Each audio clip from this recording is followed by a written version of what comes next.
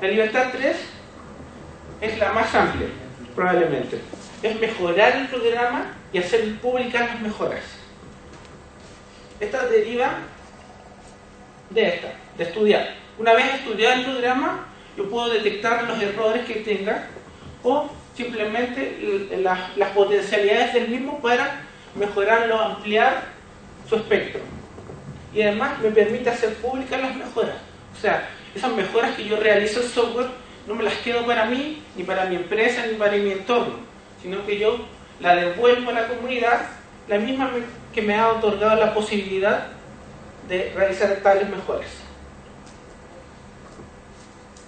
Por supuesto, esta libertad, al igual que la libertad 1, requieren del acceso al código fuente. Sin acceso al código fuente, es decir, a la receta del programa, yo carezco de la posibilidad, en términos prácticos, de realizar mejoras. Aquí voy a mencionar un tema que genera dudas, bastantes dudas cuando uno conoce por primera vez esto del software libre. Generalmente se confunde el término software libre con software gratuito. Aquí el problema del software libre, el asunto del software libre es la libertad.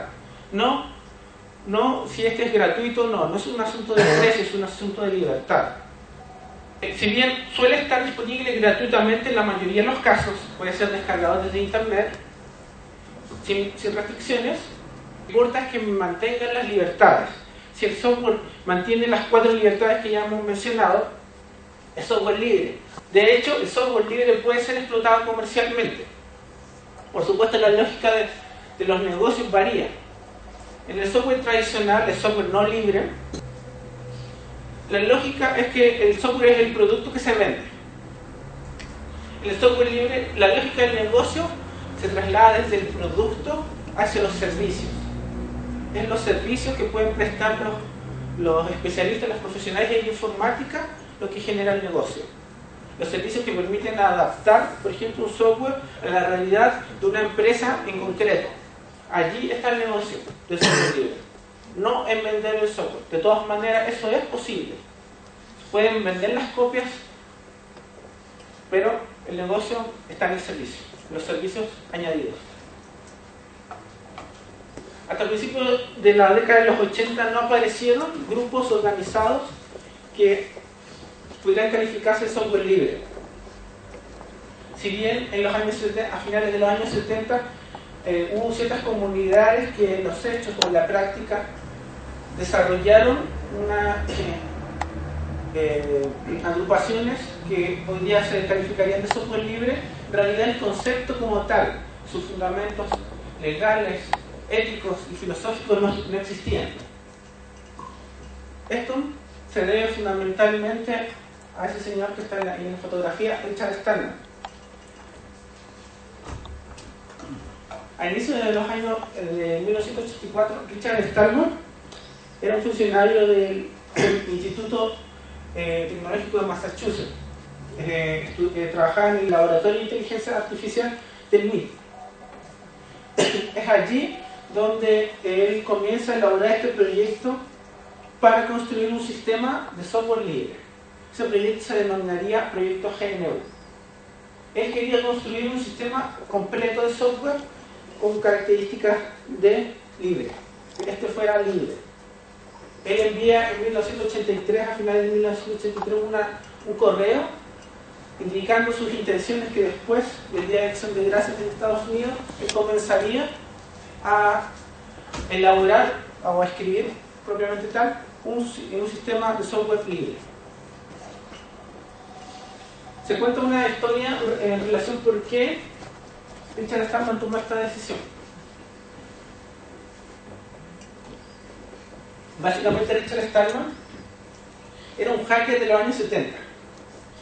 En los años 70 los expertos en informática que trabajaban en las universidades estaban acostumbrados a compartir libremente sus desarrollos de software. Escribían líneas de código, escribían programas y los compartían como quien comparte trabajos de investigación o libros de texto. No había limitaciones en la práctica. Pero recuerden que en esa época surgieron las empresas, desarrollaron las primeras empresas de software y empezaron las limitaciones. empezaron a solicitar que las mismas universidades suscribieran acuerdos de confidencialidad en torno a los códigos fuentes de los programas. Él se recuerda que una vez requería el código fuente de un programa en particular para hacer funcionar una impresora, que requería unos arreglos y que en realidad no funcionaba correctamente, sino que era un problema del driver, del controlador de la impresora. Entonces, pero era fácilmente corregible por expertos. O sea, en el MIT había 10 expertos en informática, entonces todos doctorados, entonces no había problemas en corregirlo. Pero la empresa había hecho suscribir este contrato de confidencialidad, y quien tenía acceso al código fuente no se lo entregó a Richard Stallman justamente por este contrato de confidencialidad. Y eso es lo que llevó en definitiva a Richard Stallman a darse cuenta que la industria del software estaba matando lo más básico en el ser humano, que era compartir, que es aquello que había permitido el desarrollo. La revolución industrial era compartir conocimiento, y eso se estaba limitando para hacer negocio.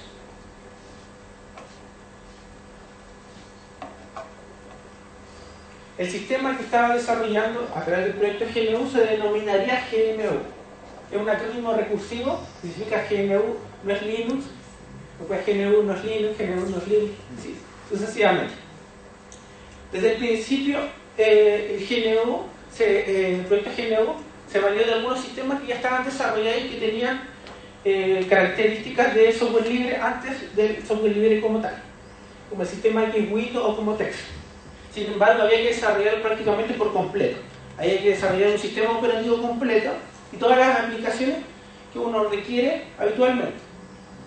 En 1985 se creó la Fundación para el Software Libre, a instancias del mismo Stallman, para recolectar fondos y dar sustento legal a este proyecto denominado Proyecto GNU.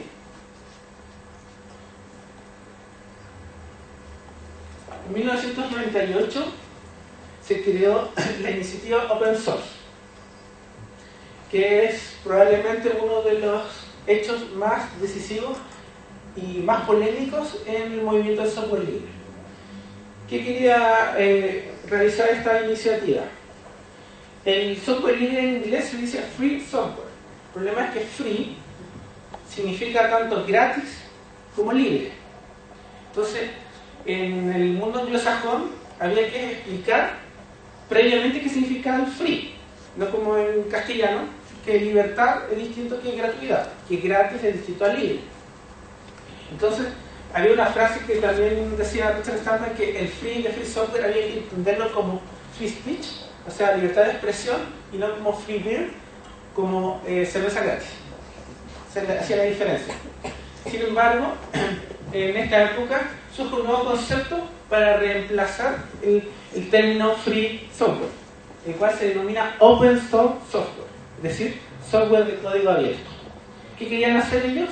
Era reemplazar el uso del término free software por las implicaciones que tenía, la ambigüedad que tenía, y además para quitarle un poco de la carga ética y filosófica que recalca continuamente Richard Stallman.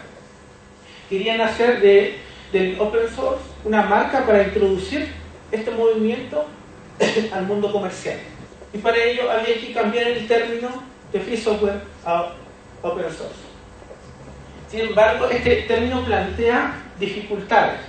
Si bien en principio elimina la ambigüedad en torno a gratis y a libre, el problema es que acentúa el problema del acceso al código fuente. El problema del acceso al código fuente no es lo esencial es la libertad. Yo puedo tener acceso al código fuente, pero puedo estar limitado por un contrato, por ejemplo, de confidencialidad. O sea, puedo conocer el código fuente de un sistema operativo, pero tal vez no lo puedo modificar, no lo puedo copiar, no lo puedo adaptar. Entonces, al acentuar el acceso al código fuente como lo más relevante, se pierde en vista las 4 libertades básicas que nos permiten definir con certidumbre qué es un software libre.